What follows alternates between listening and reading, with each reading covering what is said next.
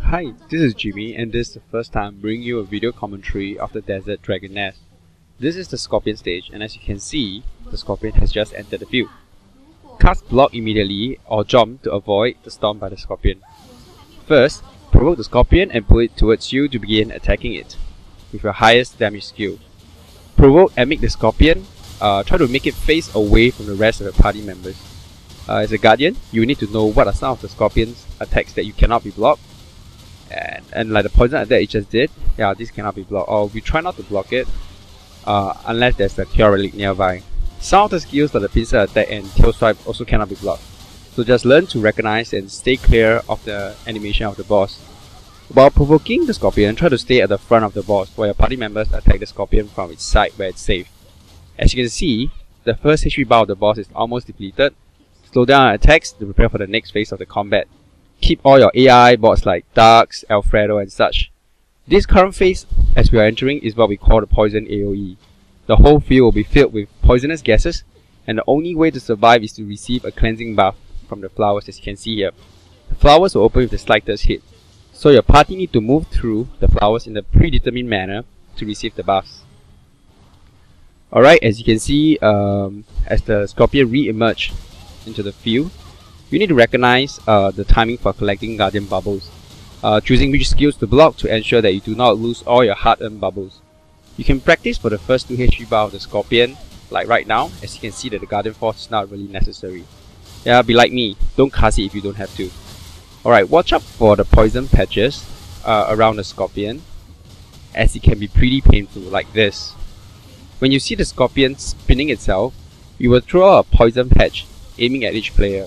This is a good skill to collect collect counters, but you must quickly move away and find a Cure Relic after that, like what I'm doing. Poison status can be very painful, so you want to clear that as fast as possible. The Scorpion only has a few skills to cast, like the pincer attack, the tail swipe, and then the poison patch. Alright, as you can see, the second HP bar is almost depleted. I'll prepare for the flower phase again. There are a few patterns of how the flowers can be spawned on the map, so always follow the party leader's instructions to move in a sequential order to activate the flowers. Remember just now I reminded you to keep the ducks and all the AIs away. The AI will attack any flowers within the range, thus messing up the order of the activation. Any member not covered by the cleansing buff will die instantly, and sometimes even the entire party. To understand the details of activating the flowers, you can actually refer to Chaos thread in the forum. Once that is done, we will enter the highlight of this stage. Whatever garden bubbles we have been collecting so far will finally be used for the poison wall.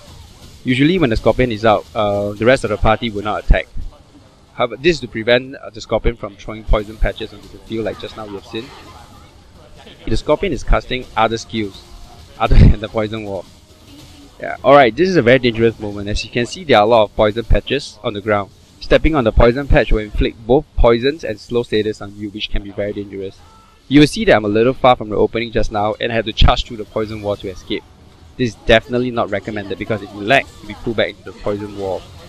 This has happened to some of us, so just try to escape through the opening if possible. Guardian Force is the only skill that allows your party and you to charge through the wall once only, so use it wisely. Regulating blocks and Stance of Faith ensures that your Guardian Bubble is always refreshed like this. If you ever lose all your hardened bubbles, it's over! After the poison wall, you can resume to attack the Scorpion again. So I would not recommend using Divine Avatar at all for attacking purposes unless you're going to die. I mean, it's using more of Divine Avatar to cure yourself of the poison status if need be. Yeah. Okay, be careful of where you step when you're navigating to look for the flowers. Yeah, like see as I'm avoiding the patches.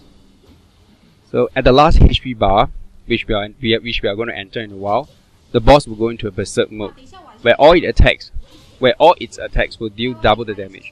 The Scorpion will also have a new skill which will be the Poison Spin EX. 2 attacks I realized can be very useful for collecting Guardian Bubbles, the Storm and the Poison Spin. It's easy to block and also does not inflict status on you. So as you wait for the Scorpion, yeah, and now it is, so now we are waiting for him to cast the Poison Wall, so the rest of the members are actually staying away, right? But the Poison Wall has been cast. You will experience a minor suction effect as you realize within the Poison Wall. so you need to keep moving forward while waiting for the opening, which will open for only a brief second. Remember to get the priest to cast a cure relic after the poison wall to cure any members who has used the charge out method, like I did in the first time. Get the party to attack a little and then prepare to move away from the boss. Yeah, as you can see, this is the poison spin EX. Only the guardian should move towards the scorpion and cast provoke. However, sometimes, as you can see, aggro can be lost. So for the play, it's important that the rest of the party members get away so that they have enough time to run away.